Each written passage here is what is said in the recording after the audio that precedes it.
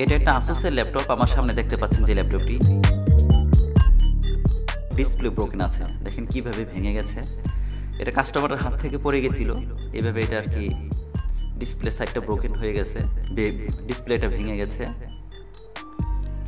আমরা এটা চেঞ্জ করব। আমি একটা নতুন ডিসপ্লে অর্ডার করেছি, কিভাবে চেঞ্জ করতে হয় এটা আমি আপনাদেরকে দেখাবো। আমি শাটডাউন দিয়ে দিলাম।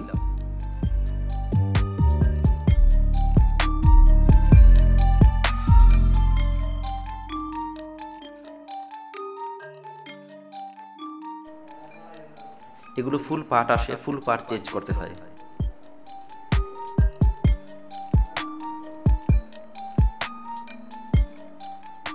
আমি এখন ল্যাপটপটিকে খুলছি।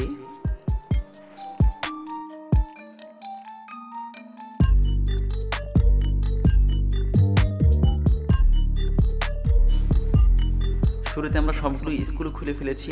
এবার আমি ওপেনার দিয়ে সাইড থেকে ব্যাক পার্টটাকে উঠাবো।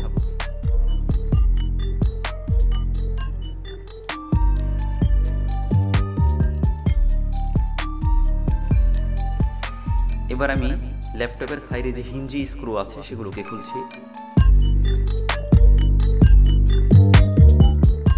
এই অবস্থায় কিন্তু আমাদেরকে অবশ্যই ব্যাটারি ডিসকানেক্ট করে নিতে হবে, কেননা আমরা এলভিডিএস খুলবো, এখানে ভোল্টেজ আছে। ডিসপ্লে খুলবো, ডিসপ্লেতেও ভোল্টেজ থাকে।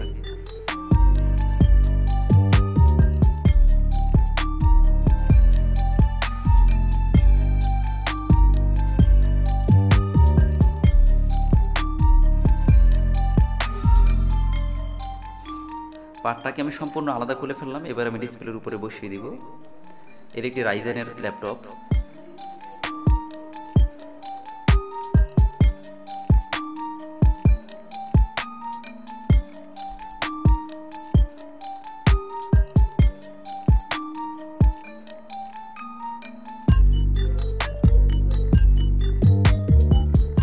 মডেল নাম্বারটি আমি দেখানোর চেষ্টা করছি, UM480D এটার মডেল নাম্বার।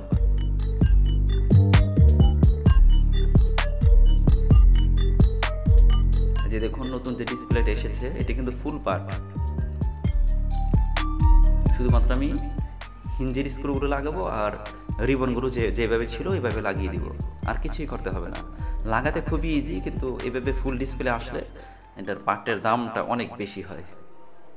আমি দামটা বলেই দিই, এটা আসলে এই ডিসপ্লেটার মূল্য, এটা আসুসের অরিজিনাল ডিসপ্লে, এটার মূল্য হচ্ছে 45,000 টাকা। মানে বাংলা টাকায় যদি আমরা বলি, বাংলায় যদি বলি 45,000 টাকা এই ডিসপ্লেটার দাম। অনেক দামি ল্যাপটপ। বিল্ডিং র্যাম দেখতে পাচ্ছেন, 16 GB বিল্ডিং র্যাম আছে এটিতে।